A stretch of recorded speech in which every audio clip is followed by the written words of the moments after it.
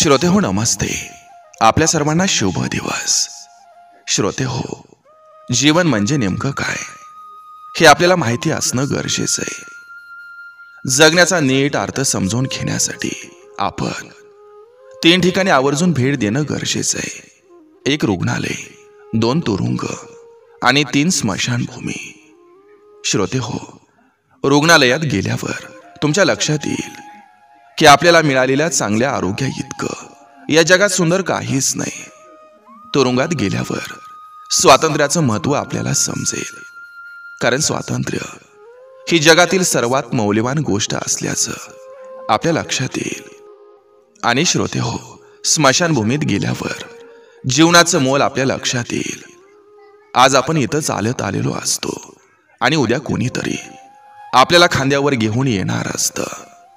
कटू सत्य इतकंच आहे, आपण या जगात काहीच घेऊन येत नाही आणि जातानाही काहीच नेऊ शकत नाही.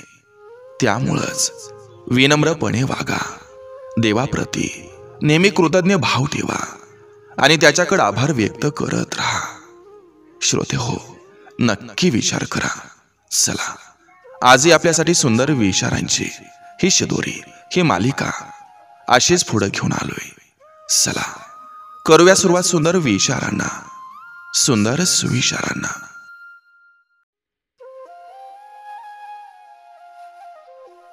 चतुरपणा करावा की प्रामाणिकपणा करावा हे संस्कारावर अवलंबून असतं. कारण चतुरपणाला 4 दिवस चमक असते, पण प्रामाणिकपणा आयुष्यभर चमकत राहतो.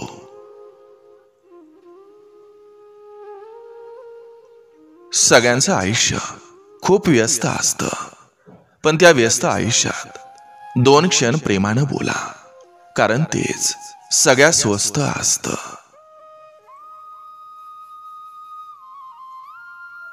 आपण निघून गेल्यावर आपल्या नसण्याची जाणीव जिथं कायम जिवंत असते ते आपलं घर असतं. प्रत्येक व्यक्तीनं आपल्या आयुष्यात एक पडता काळ हे पाहणं खूप आवश्यक असतं.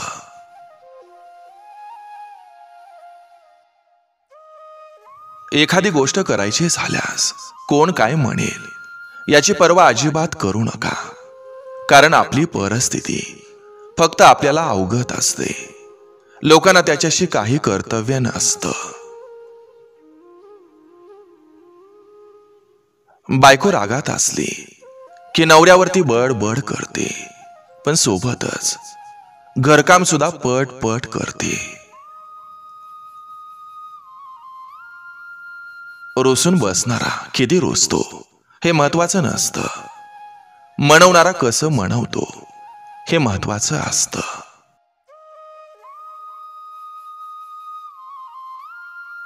आयुष्यात आनंदी राहायचं असेल तर कोणालाच गरजेपेक्षा जास्त महत्त्व देऊ नका, कारण आपण त्या व्यक्तीची किंमत वाढवतो, पण ती व्यक्ती आपली किंमत शून्य करून ठेवते.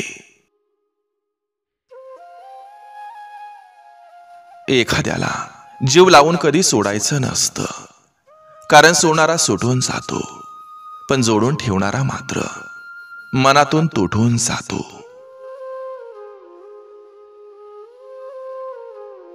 ज्याच्या जवळ पैसा नाही त्याला काहीच किंमत नाही, आणि ज्याच्याकडे पैसा आहे त्याला कोणाची किंमत नाही. लावालावी करणारी लोक ही माचीच्या काडीप्रमाणे असतात.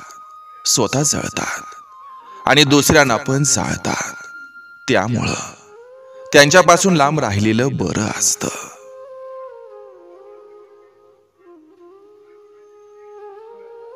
गळ्यातलं मंगळसूत्र हे लग्नाचं साक्षीदार असू शकतं, प्रेमाचं नाही.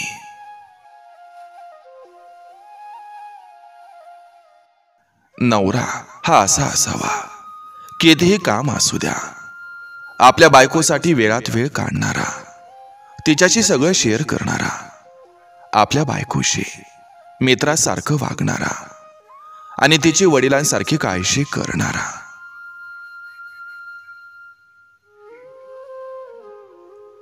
पैसा माणसाला वर नेऊ शकतो, पण माणूस कधीही पैसा वर घेऊन जाऊ शकत नाही.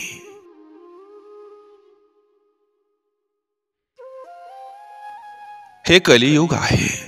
इथं शपथ खाणारा नाही, तर दारू पिणारा खरं बोलत असतो.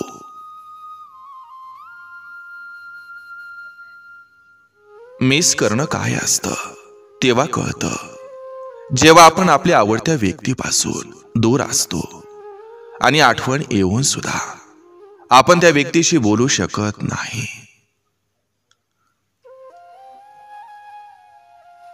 36 गुणांचं काय करायचं? जोडीदारामध्ये 4 गुण असलं तरी खूप होतात. चांगलं बोलणं, निर्मळ मन, सुंदर वागणं आणि इमानदारी.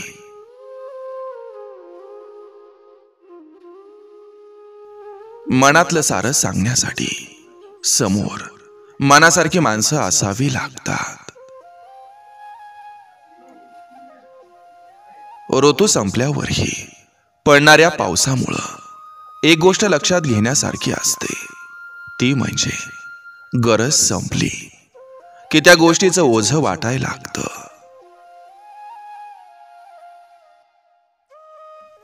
आयुष्याच्या पटलावरला यशस्वी राजा व्हायचा असेल तर आत्मविश्वास नावाचा वजीर कायम सोबत ठेवावा लागेल. आयुष्यात पैशानं कमावलेल्या वस्तूंपेक्षा स्वभावानं कमावलेली माणसं ही जास्त आनंद देतात.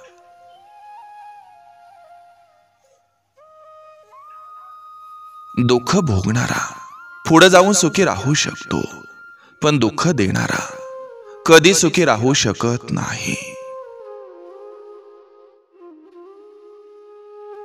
या दुनियेत असा एकही मनुष्य नाही ज्याच्या जीवनात दुःख अडचणी नाहीत.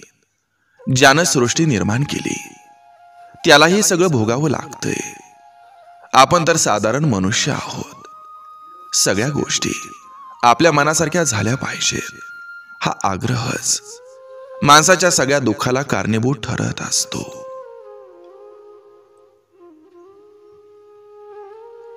जर आपलं व्यक्तिमत्व हे सुंदर नसेल तर सुंदर दिसण्याला काहीच अर्थ नसतो.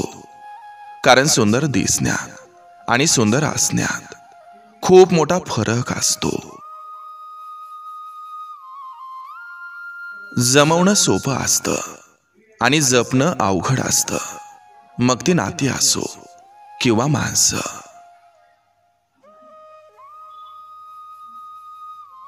ज्या घरात एक तरी भक्तिवान आणि नामस्मरण करणारी व्यक्ती असते त्या घरातील सगळं कुटुंब हे केवळ त्याच्यामुळे तरुण साथ असतं.